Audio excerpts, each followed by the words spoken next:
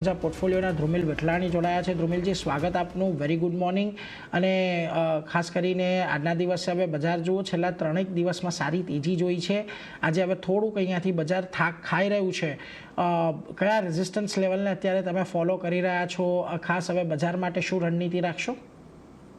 Yes નીરજજી, good morning તમને બધા વ્યુઅર્સને। નિફ્ટીમાં આપણે જોઈએ સ્ટ્રક્ચર પોઝિટિવ છે, હાયર હાયરનું ફોર્મેશન છે।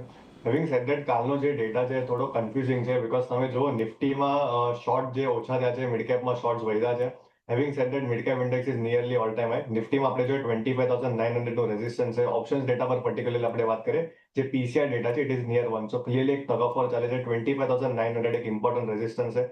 જ્યાં લગીન માર્કેટ 25,900 સ્પોટમાં 1 આવરની ક્લોઝિંગ નહીં આપે ત્યાં લગીન કોઈ બી આપણે લોંગ પોઝિશન્સ નહીં બનાવશું। લોઅર એન્ડ પર જે ઇમિડિયેટ સપોર્ટ છે 25,800 છે।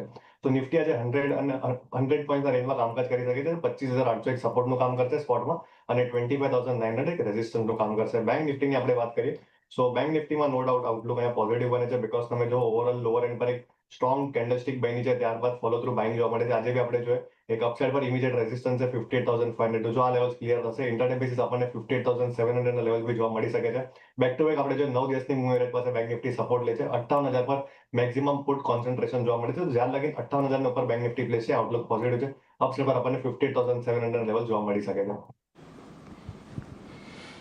એટલે જુઓ, ખાસ કરીને નિફ્ટી માટે અહીંયાથી તમારે ધ્યાન રાખવાનું છે 25,700 25,900ની રેન્જ। 25,900ની ઉપર જાય છે તો જ પછી કોઈક તેજી આપણને જોવા મળશે।